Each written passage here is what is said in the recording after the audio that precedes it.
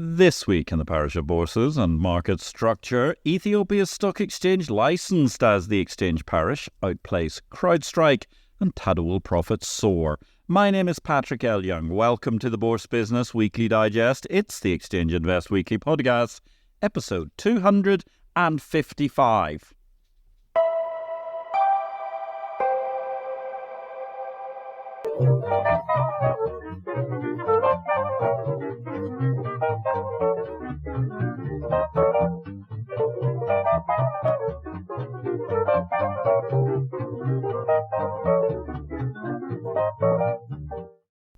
Good day, ladies and gentlemen. This is a very brief reduction of highlights amongst the key headlines for the week in market structure. All the analysis of the many events and happenings from the past 7 days can be found in Exchange Invest's daily subscriber newsletter, the unique guide to the Bourse business sent daily to your inbox. More details at exchangeinvest.com.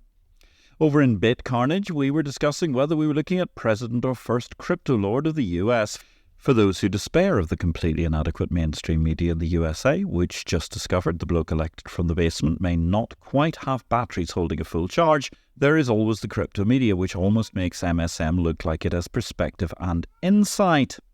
The vanity of the crypto kitties, meanwhile, knows no bounds. Social media seems abuzz with two key streams right now. One is the ludicrous drivel of supposedly intelligent people who only just realised Joe Brezhnev is entirely unfit for high office, but are convinced they can shout praise from the rooftops to support his clear ouster by a panic band of pillocks.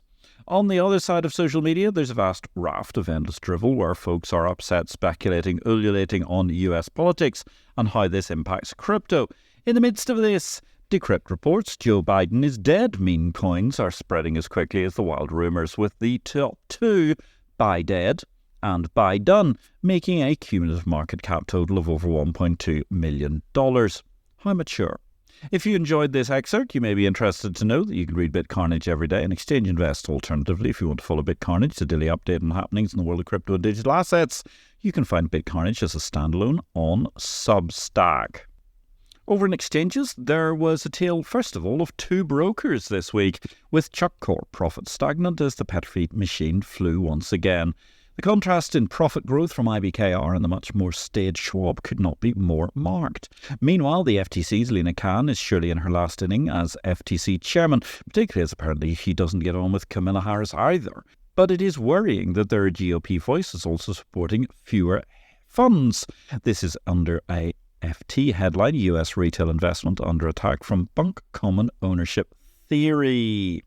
This is the kind of belief in sheep cum lack of competition. It strikes me the pendulum has swung too far in favour of your old dumb retail, such as buy the cheaper than they've ever been before funds. But in the dynamic US markets, I don't see a fundamental value vacuum either. Judicious investor education, more encouragement that funds are a great base, but by all means add your own unique flavour to your portfolio, is a much more interesting approach for a dynamic market than simply hanging weights off BlackRock because they do lots of ETFs cheaply. Meanwhile, speaking of markets which need significant surgery, the ECSDA, they're the European CSD Association, they've given a call for action on Europe's capital market competitiveness. As usual, all communication is in EU speak, therefore it's nicing the proposal of late, even though it is tantamount to suicide, and finds an agreed aim, more competitive EU markets, but coherently notes, according to, my own wording, the European Commission is utterly delusional about delivering greater competition through forced monopoly of a myriad of CSDs. Busy week for results this week, although it gets busier as the season carries on. First of all, those IBKR and indeed the Schwab numbers, as we noted. The big headline amongst exchanges to break early, Saudi Tadawul reporting some great numbers. Net profits up 55.7% in Q2. Over in new markets, yes, the ECMA, that's the regulator in Ethiopia, they've issued a directive to license Ethiopia's first securities exchange. The Ethiopian Securities Exchange, therefore, has been licensed despite only beginning the process on February the 12th, which rather puts to shame many other regulators we can think of when even considering ATS MTF platforms, let alone full exchanges. Elsewhere, the Green Impact Exchange has filed for SEC approval as the first US green economy stock market. Meanwhile, Exchange Invest is proud to have launched a special edition inspired by my visit to ring the closing bell at the New York Stock Exchange on July the 5th. My original bestseller, Capital Market Revolution, the first breakthrough book in fintech, a decade before that word held common currency, has over 10,000 new words of additional pith, placing the past quarter century in remarkable perspective alongside the original text, which has proven remarkably successful through the years. Capital Market Revolution 25th Anniversary Edition is published by Exchange Invest and is now available as an ebook via Amazon Kindle at the ludicrously reasonable price of $9.99, a quarter the price of the original, shorter print book without more recent PYY pith, as has been added to the 25th Anniversary Edition, and that was published, of course, a quarter century ago, originally at the much higher price. Meanwhile, if you fancy some financial insights with moving pictures, check out our live stream at Tuesdays 5 o'clock London time, midday New York time. It's the IPO Video Live Show. Catch the back episodes on LinkedIn and YouTube via IPO-VID. Our most recent episode online at the moment is a cracker, a joint double header with the good folks of Women on It, a PhD and an IPO vid all rolled into one. We were inside the ice house with a magnificent trio of power woman guests from the New York Stock Exchange itself, Cassandra Sayer, Jessica Froats and Megan Duggan. Our next show is coming this week. We're looking forward to a wonderful discussion of cycles with the guru of cycles himself. Our finance book of the week this week, incidentally, is all about FTSE.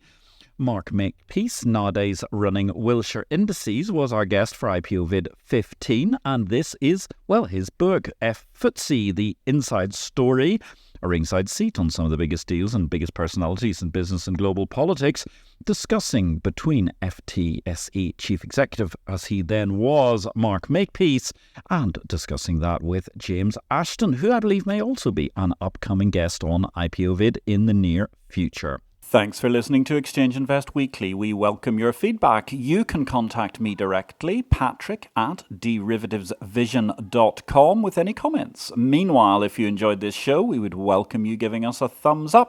Or if you have time, a positive review will always be welcome, wherever you find this podcast.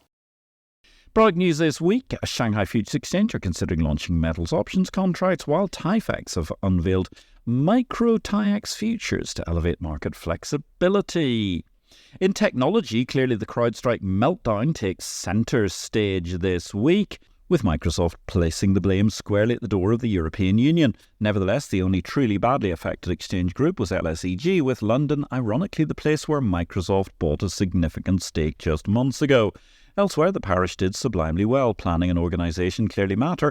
A great day for the exchange parish as the world's airports and airlines all too often faced the blue screen of death. Group has this week, Stephanie Dobbs-Brown is departing ICE. So fare that well then, after 7 years of clearly feast. But then again, nobody in their right mind could possibly set about penciling in a famine cycle when we're talking about Sprecher Inc. Stephanie Dobbs-Brown has created a nice branding powerhouse which matched the group's deal-making, entrepreneurial excellence and crafting the corporate look on top of such a dynamic firm, which was always going to be an incredible challenge. And yet SDB did it with elegance and intelligence. Good luck to Stephanie in the future. We look forward to hearing more of her career, even if it is expanding outside the parish. And that brings us to Big World, ladies and gentlemen. Given the mainstream media remains a source of abjectly useless reporting, I can only presume my own theory holds water. I reckon the Democratic Party isolated COVID-suffering Joe Brezhnev in Nancy Pelosi's ice cream fridge until he gave in on his re-election campaign. That said, Kamala Harris had a good start as presidential nominee, subject only to the vicissitudes of the currently discredited Democratic Party. Moving on from that party's institutional elder abuse, which kept Joe Brezhnev on the campaign trail years past his sell-by date, Kamala noted in her first stump speech the other day that Brezhnev had an unmatched legacy as president. That's a terrific remark to unite the American people. If VP Harris can just get US voters to agree on unmatched legacy, meaning a positive, she ought to be a shoo-in for the presidency. And on that mysterious and magnificent note, thank you for joining and listening to this EI Weekly Podcast 255. Join us daily via exchangeinvest.com, or if you have a new exchange you'd like built, get in touch. My name is Patrick L. Young. I wish you all a great week in life and markets, and indeed apologise for the multiple animal interventions this week as we just got home.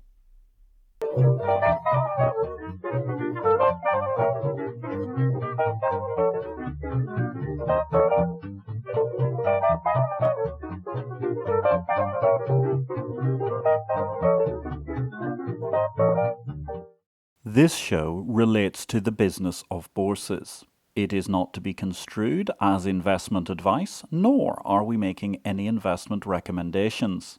Please consult an investment advisor before you make any investments, and for goodness sake, do your due diligence and do not make investments without complying with the regulations in your home state. Exchange Invest cannot be held responsible for any investment decisions made as a result of our program, which is for entertainment purposes only. The material herein is copyright Patrick L. Young at the date of publication, while our music and sound effects are sourced from copyright-free sources. Thanks for listening to Exchange Invest Weekly, the exchange of information.